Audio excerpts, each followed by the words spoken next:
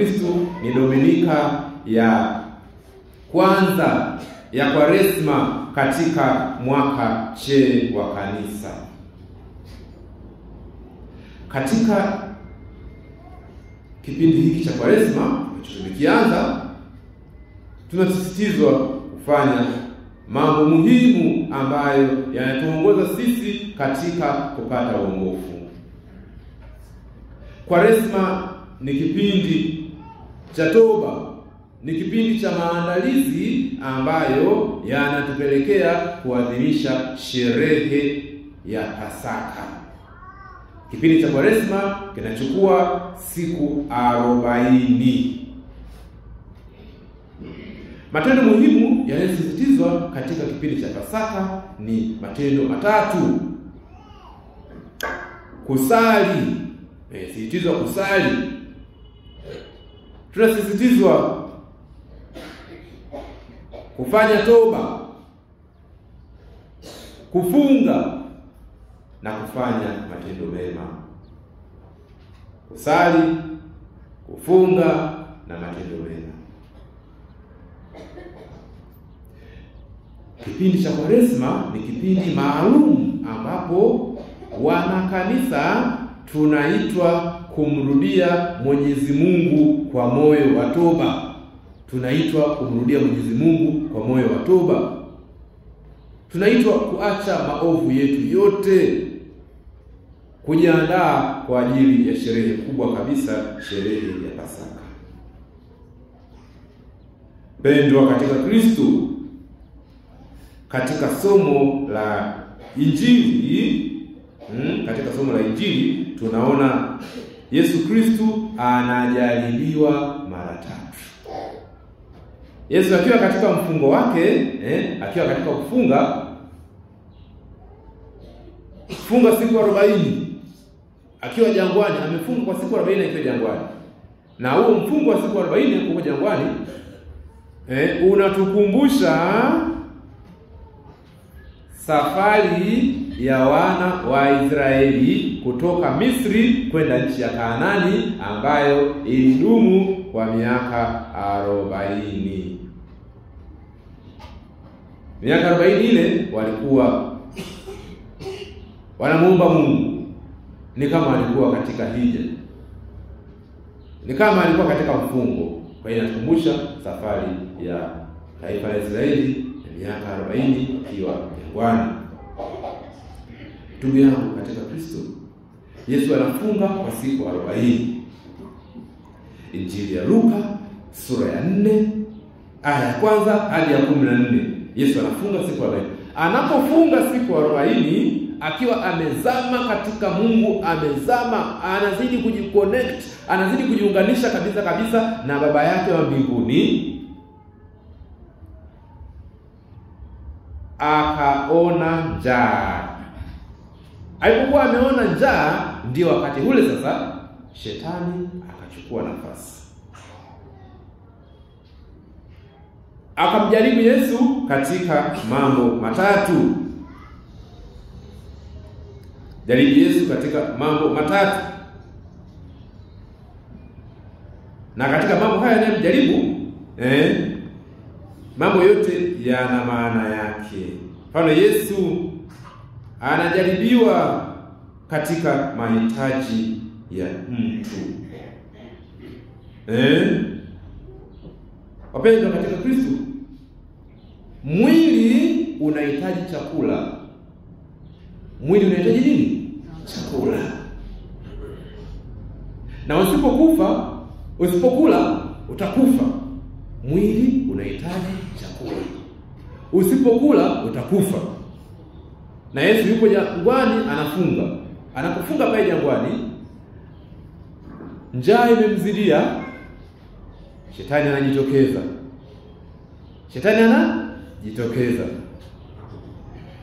Anamwambia, ukiwa wewe ndiye mwana wa Mungu, liambie jiwe hili ligeuke kuwa mkate. Jaribio la kwanza hilo. Yesu anajaribiwa katika hitaji la mwili. Nasemaje?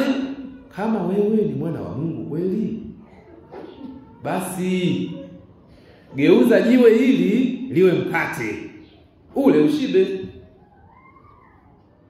Yesu akasema, imeandikwa, mtu hataishi kwa mkate tu, ila kwa kila neno litokalo katika kinywa cha Mungu.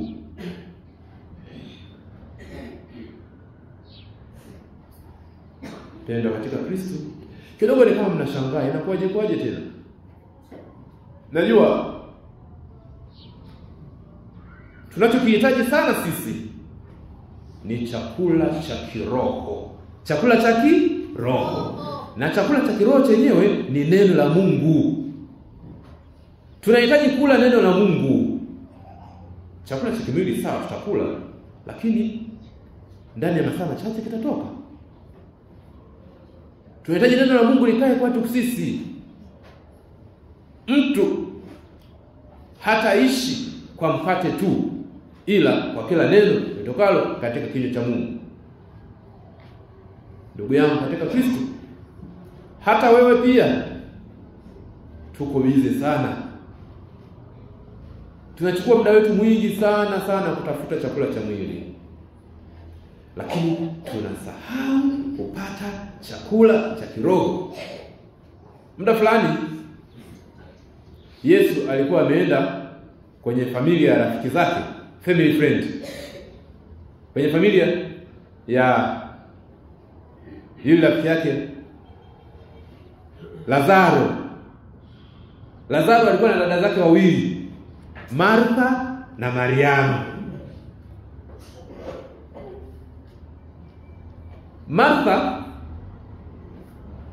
alikuwa jikoni anakamata kuku, anaandaa supu, anataka Yesu apate chakula. Yesu ale chakula, ashibe, asiondoke akiwa na njaa. Lakini Mariamu alikuwa sebuleni, yuko na Yesu, anamwangalia Yesu, anaongea na Yesu. Martha akamwambia Yesu, huoni vibaya hivi? Mariamu huko sebuleni anajiongelesha tu, anajipigisha story tu. Maana yake nini? Yesu akasema, Martha, Martha, Martha, unahangaika kwa mambo ya kupita. Mariamu amechukua jambo lililo jema na ambalo haliwezi kutoka katika nafsi yake. Mariamu yuko huko sebuleni anasikiliza neno la Mungu. Yupo huko anakula neno la Mungu. Ndilo la muhimu zaidi. Wewe Martha huko jikoni unapika chakula cha kimwili.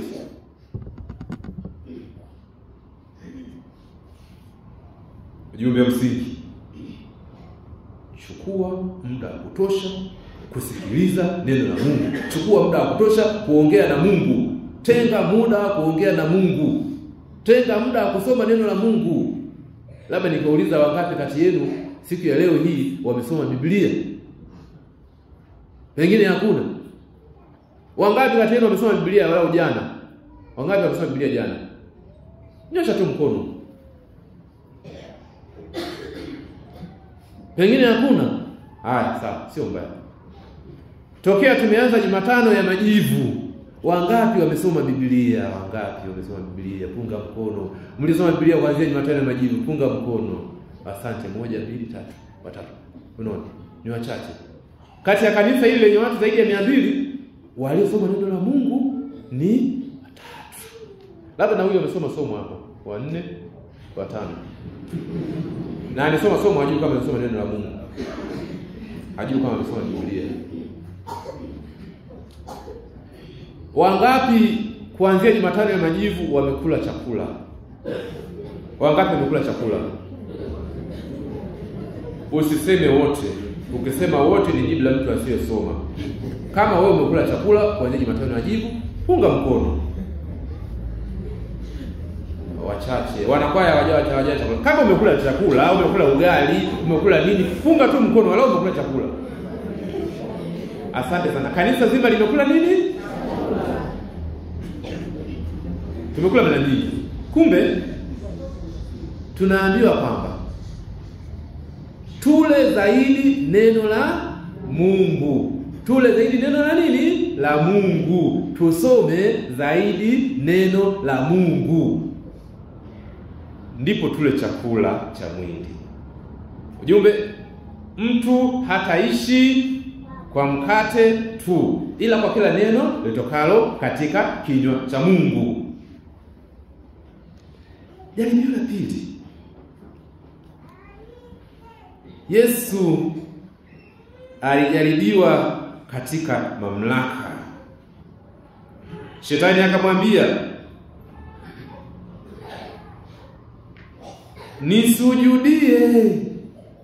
nisujudie, nami nitakupa wewe enzi yote hii. Yaani shetani akamuinua Yesu, akamweka kwenye kilele cha Yerusalemu pale, akaona mji wote wa Yerusalemu anaona pale. Mji mzuri kabisa.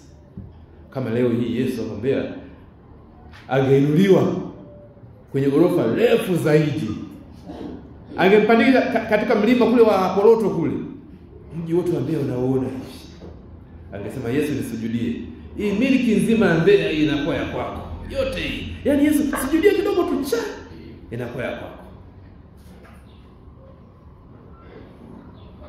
Yesu akasema, imeandikwa.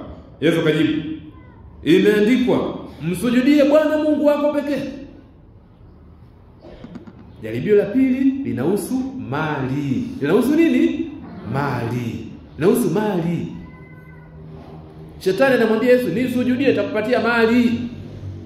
Shetani anasema Yesu, nisujudie nitakupatia pesa. Nitakupatia nini? Pesa.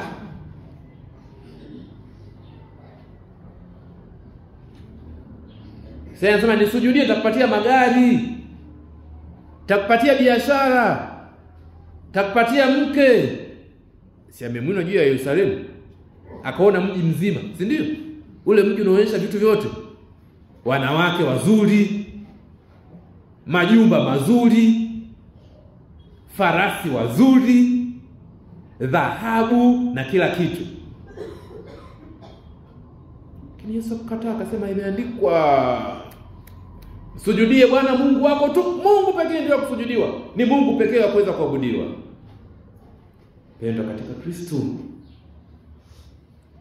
Na wewe pia unaambiwa usikubali kutoa kumsujudia mtu yoyote yule wala chochote kile na ukamwacha Mungu kisa unapata mali. Usikubali. Hapa Mbeya pana mabango sehemu mbalimbali yameandikwa tunaunganisha watu na Freemason. Njoo hapa tutakuunganisha na Freemason, utapata mali, utapata utajiri. Wameandika. Tunaunganisha watu na Freemason. Mganga sugu, mganga mzuri kabisa kutoka sehemu fulani huko, kutoka nchi ya Malawi, kutoka Zambia, kutoka Kongo DRC, tunatoa uchawi, tunatoa utajiri wa majini.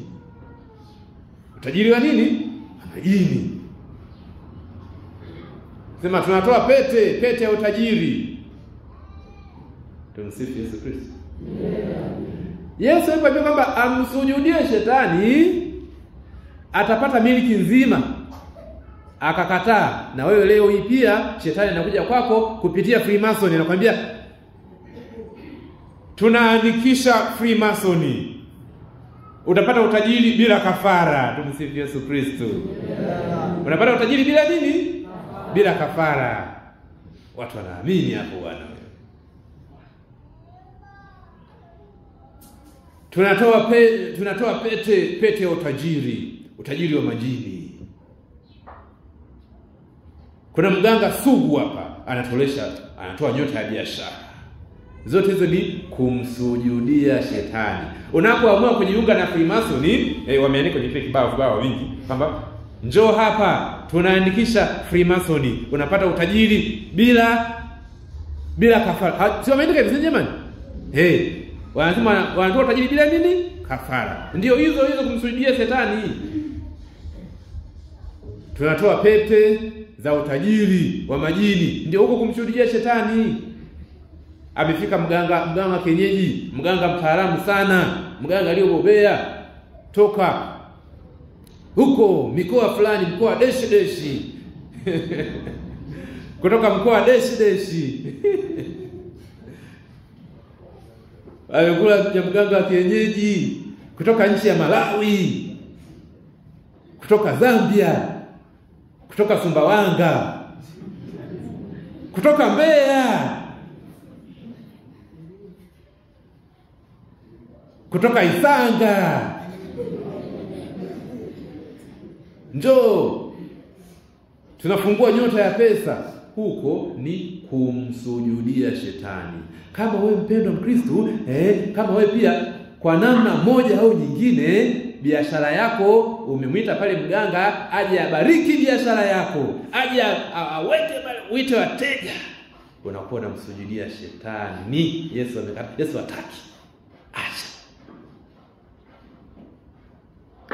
biashara yako wewe umejinyuzia pale vidawa kidogo vya kienyeji ili kuzuia limbwata. Yesu hataki. Ili kuzuia chitola. Chitola ni nini hivi? Mnafahamu chitola? Pale Manjoro pale nimefika kuna siku moja nikaona mtu amefungua kwenye meza yake pale anapouzia biashara zake, nikaona pale kama kuna manyoya hivi. Akasema baba, Yesu anasema nani jisaidie na mimi nitakusaidia. Hii inazuia chitola. Yule alikuwa mngoni yule. Chitola maana yake yani wanasema kama nini chitola nini mama? Akasema chitola hela zinakuwa zinapotea tu zenyewe. Mnasemaje kwa Kisafu hiyo? Unyaga.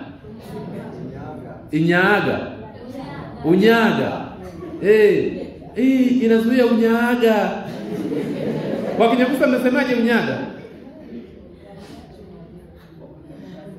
Hicho Kiswahili hicho. Kwa hiyo yote hayo unapotumia nini dawa ya kuzuia unyaga, dawa ya kuzuia nini, unakuwa umemsujudia shetani ili upate mali. Kuna wengine mke wake azai, anaamua moja kwa moja, anaenda sijui huko baharini, sijui kwa shehe nani, sijui kwa mganga nani, ili basi amsaidie apate mtoto. Unakuwa umemsujudia shetani. Na mtoto akizaliwa kwa mbinu hiyo atakuletea matatizo. Atakusumbua sana. Kwa tunafundishwa usikubali kupata mali kwa njia ambayo sio halali. Usikubali kupata mali kwa njia ambayo sio halali. Kama unapata mali, upate kwa njia halali. Wale mitume wa Yesu wale hawakumsujudia shetani wapata, hapana, walifanya kazi. Paulo na mitume wa Yesu walifanya kazi. Yule mtume mwingine alienda kusuka nyavu ili apate nini? Pesa. Hakutaka kuwa mzigo kwa watu. Pata pesa kwa njia iliyokuwa halali. Ni afadhali kwenye biashara yako upate hasara, watu wakucheke, lakini Mungu akutambue kwamba wewe unafanya biashara vizuri na jina lako litaandikwa kwa Mungu mwenyewe. Imeandikwa, msujudie Bwana Mungu wako pekee, maana ndiye akupaye uzima. Jaribio la pili tumesema nusu nini? Mali.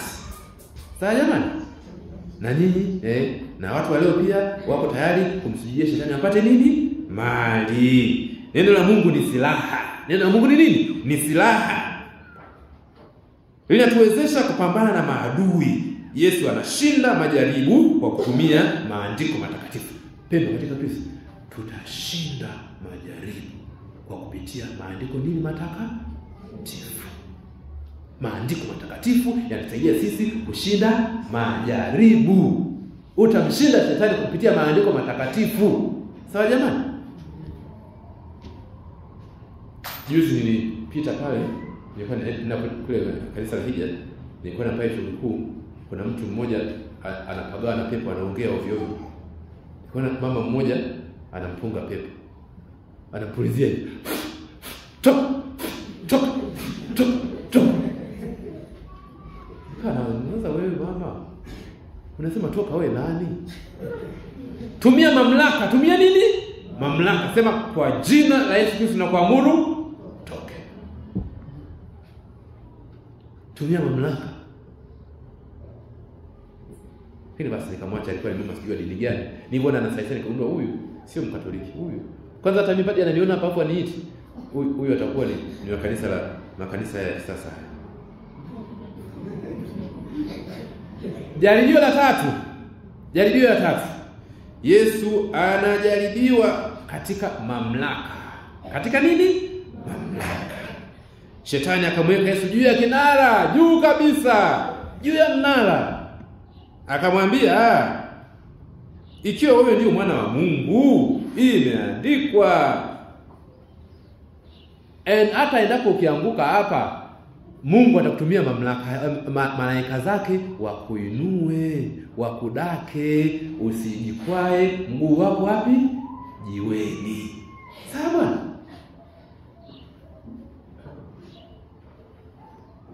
Yesu anajaribiwa kutumia madaraka vibaya.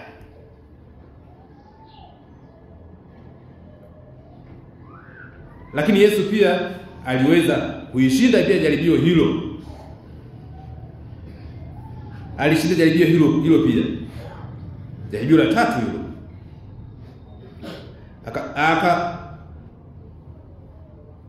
Akamwambia, akamuongoza mpaka Yerusalemu, akamweka juu ya kinara, akamwambia, ikiwa ndiwe mwana wa Mungu, jitupe chini. Ukijitupa chini, kwa maana imeandikwa, hata kuagizia malaika wake wakulinde.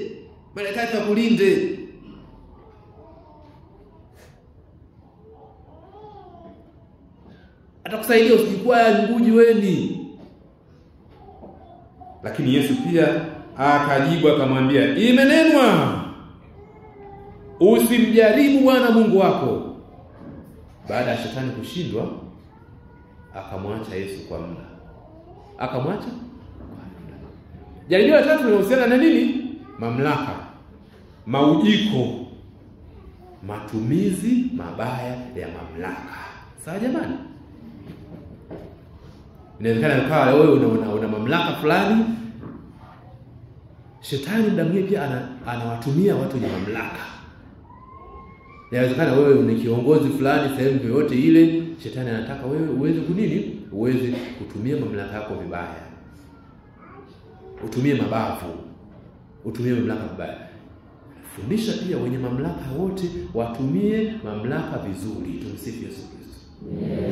Watumie mamlaka Yesu. Kama wewe ni baba katika familia, tumia mamlaka yako vizuri. Wewe ni mama, tumia mamlaka yako vizuri. Unajua kuna wazazi wengine, ndugu zangu, tumsifu Yesu Kristo. Kuna baba wengine jamani, yaani Mungu tu anawaona. Baba anachepuka kila siku. Mtoto wake anamwambia, baba, lakini kwa nini unafanya hivi? Mwanangu, nitakulaani mwanangu. Hebu ondoka, nitakulaani. Huko ni kutumia mamlaka vibaya huko. Si ndio jamani? Wewe unachepuka. Unamcheza mama yake. Anasema, mwanangu, sasa baba, ulikuwa unamaliza mama. Nitakulaani mwanangu. Mwanangu ondoka. Nitakuchojolea nguo. Ninachojoa nguo sasa hivi. Tazama, kufa mwanangu, tazama. Angalia kaburi, chungulia juu. Na baba yako alikufa hivi. Wewe mtoto, na heri usingezaliwa. Nje kuna wazazi wengine jamani, kosa la yeye mwenyewe baba, anaamua anatumia mamlaka vibaya, anamlaani mtoto. Kisa ameongea ukweli. Baba amesafiri. Mtoto anafahamu kabisa kale kabla anafahamu kwamba kule chumbani kule anaingia baba na mama. Kale kabla anashangaa. Anakuja baba mtu mwingine mwanamume anaingia mle ndani. Kanamvuta mama yake. Kanamwita, eti mama, mbona kule unaingia na baba? Wewe umeingia yule nani? Mwanangu. Umekaa kwenye tumbo hili miezi 9. Wanafanya hivyo. Nitakumwagia lazi mwanangu. Nitakumwagia lazi. Unamwaga lazi ya nini? Anamwambia mtoto ukweli. Kule ndani kule naonaga unaingia wewe na baba. Inakuwaje leo unaingia na mtu huyo? Jamani, kuna kosa hapo jamani? Kuna kosa hapo. Sasa mama unaweza sijui kutoa laana kwa mtoto nini? Matumizi mabaya. Matumizi mabaya ya mamlaka. Tumsifu Yesu Kristo. Amen. Muda mwingine hata katika kanisa kiongozi au unaweza kuona pengine kuna kiongozi wa jumuiya ndogo ndogo au kiongozi wa parokia au wa vigawo, anatoka tu muumini kule anasema kwamba anahoji swali gumu kiongozi. Swali gumu kweli kweli. Kiongozi anasema, kijana angalia. Tena inabidi ubatize mtoto Pasaka hii. Angalia sana. Angalia sana. Kutoka hapo kiongozi anaamua kumnyokea yule muumini mpaka abatizi. Kisa nini? Alimchallenge matumizi mabaya ya mamlaka. Muda mwingine unaweza kuona kiongozi wa serikali.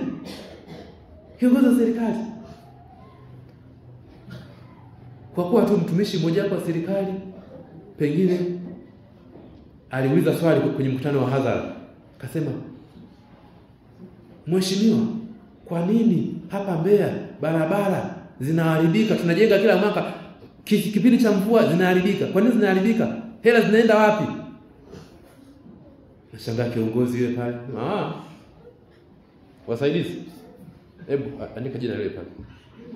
Na mumfuatilie yule apotee.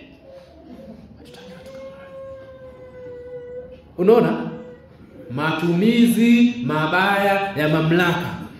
Kutokana na matumizi mabaya ndio maana unaona kuna watu wanauawa, watu wanakufa, watu wengine wanafungwa pasipo haki. Matumizi mabaya ya mamlaka muda mwingine pia mpaka watu wanakula rushwa ni matumizi mabaya ya nini? Ya mamlaka.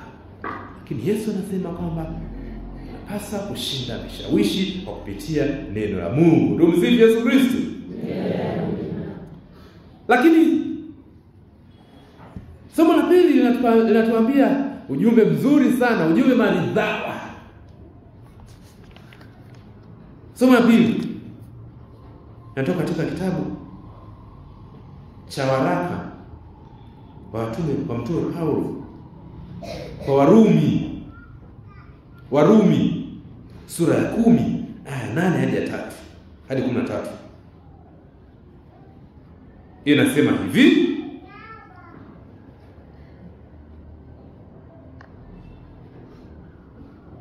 "Kwa sababu ukimkiri Yesu kwa kinywa chako, kwamba ndiye Mungu wako, ukimkiri kwamba ndiye Mungu wako na ukaamini moyoni kwamba Yesu ndiye Mungu wako,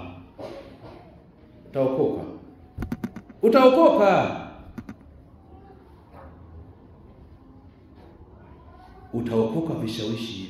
Utashinda.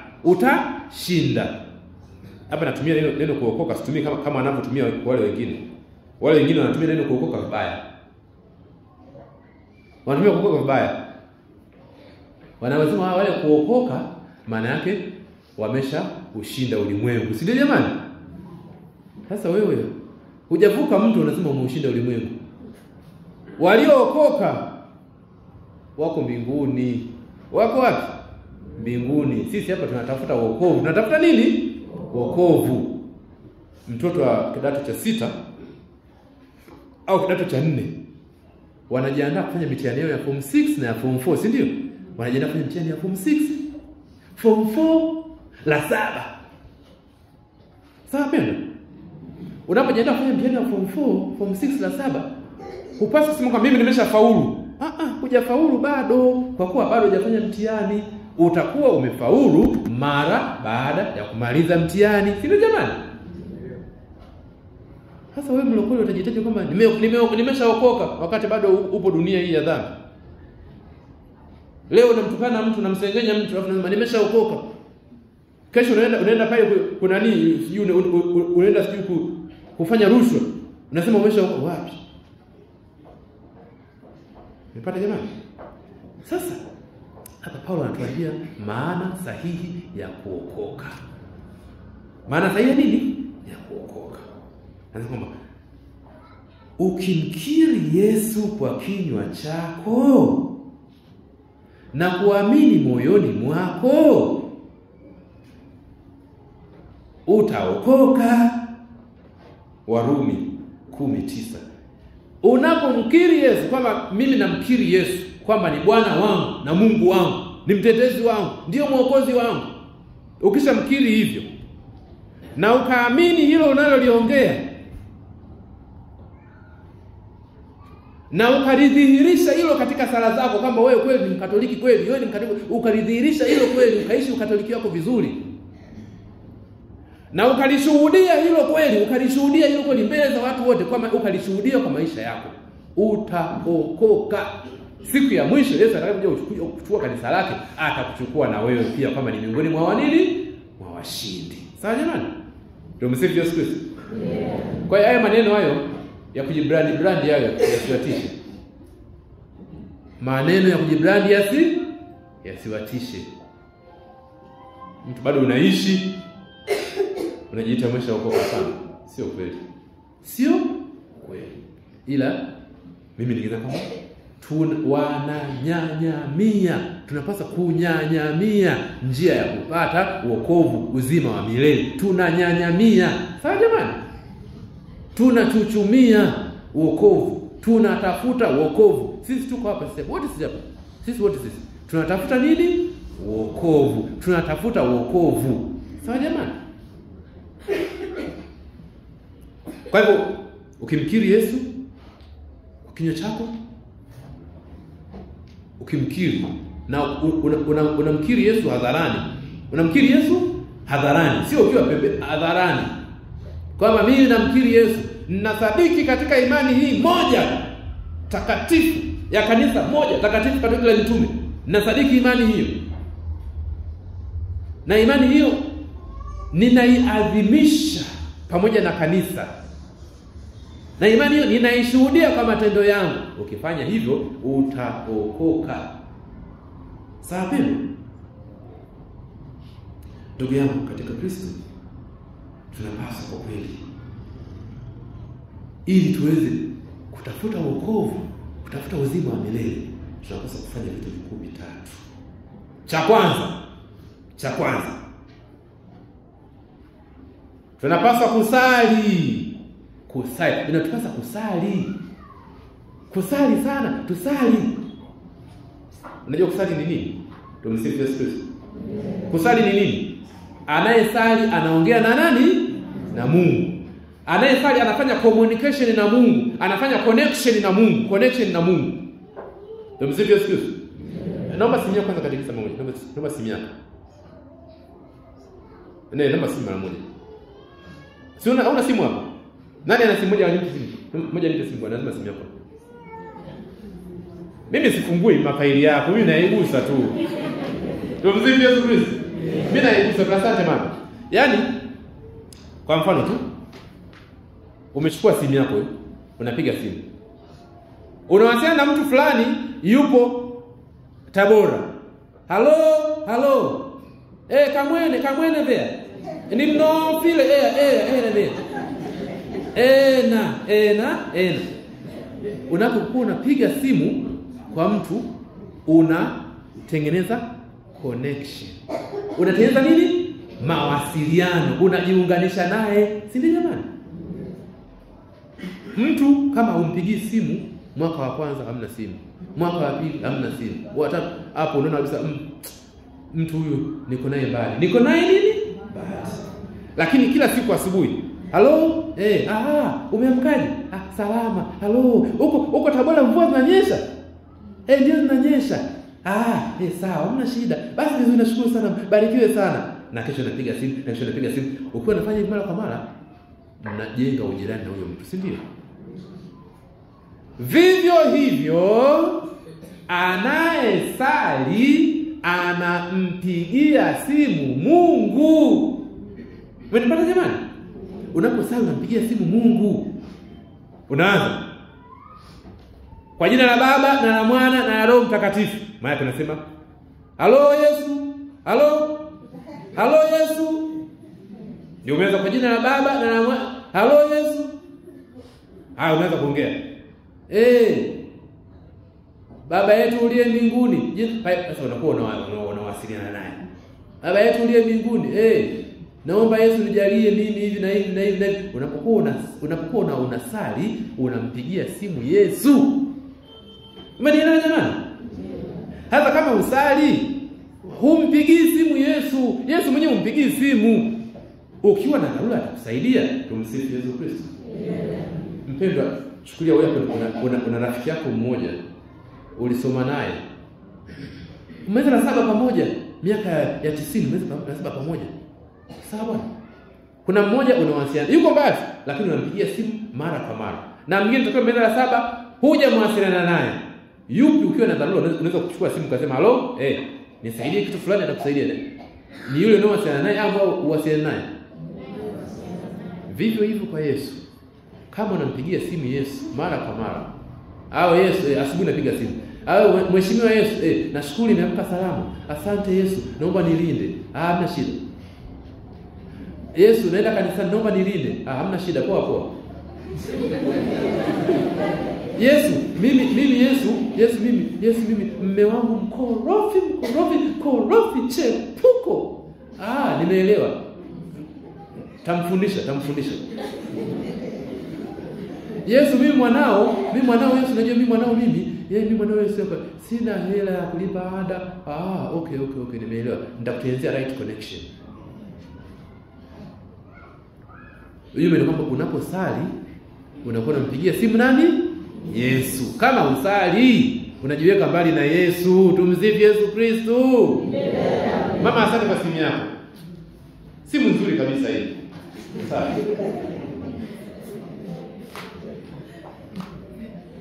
Kutubu, toba. Hiki ni kipindi cha kutubu dhambi zetu.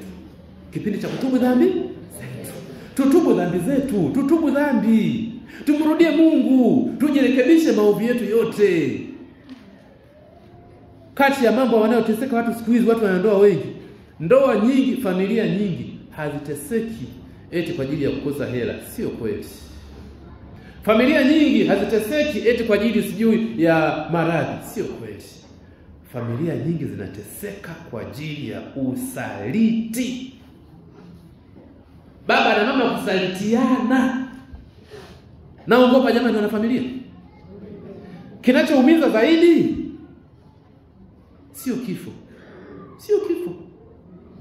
Ukifa mtu amemsutalia siku 2. Mimi ndio swali moja. Hivi wewe mume wako anakusaliti. Sawa? Utalia siku zote anazokusaliti. Lakini umpata msiba, utalia siku 2, siku 3. Basi. Ninyi wanandoa nini? Wanandoa nini? Wewe. Unapomsaliti mwenzako,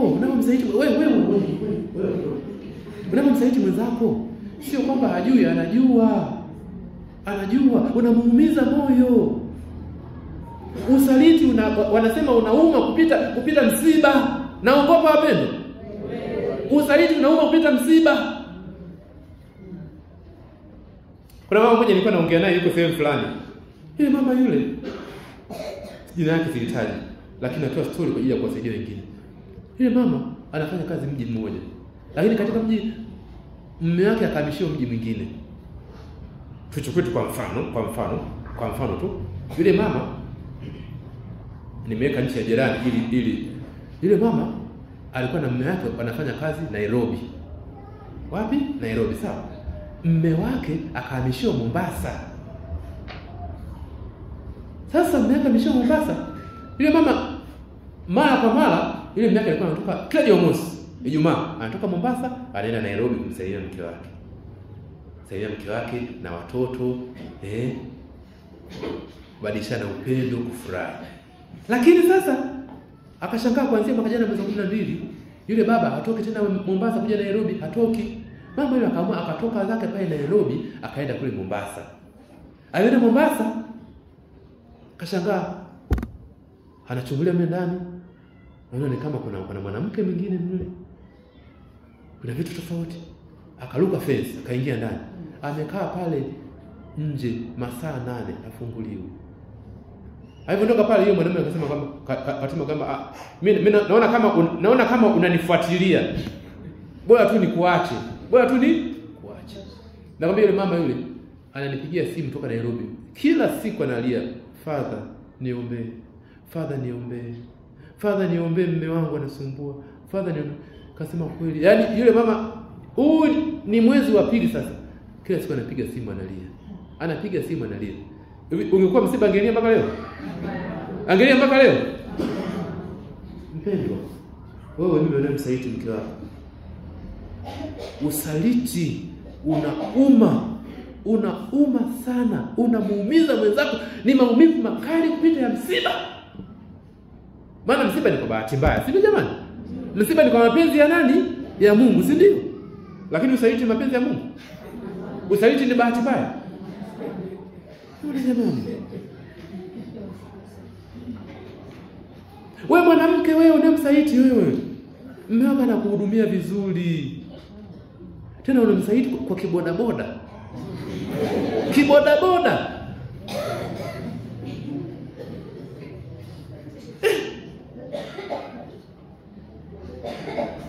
Mungu hapendi, unamuumiza mwanaume yule.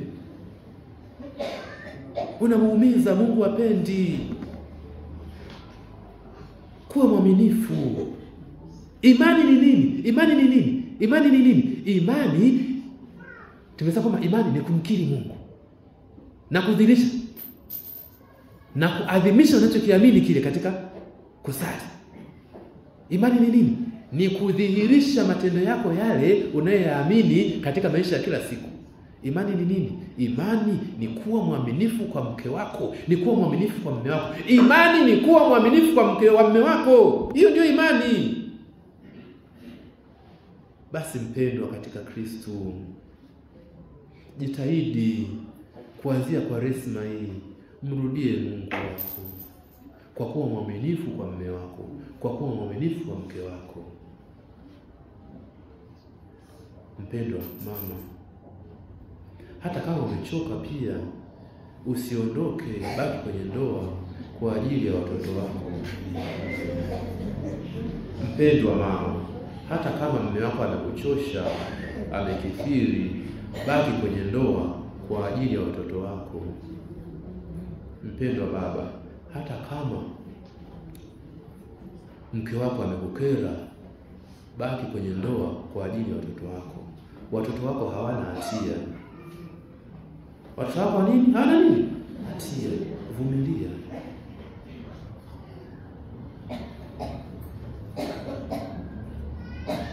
Katika kipindi cha Kwaresma inatupasa pia kufanya nini? Kufanya matendo mema. Tuwasaidie wenzetu. Tuwasaidie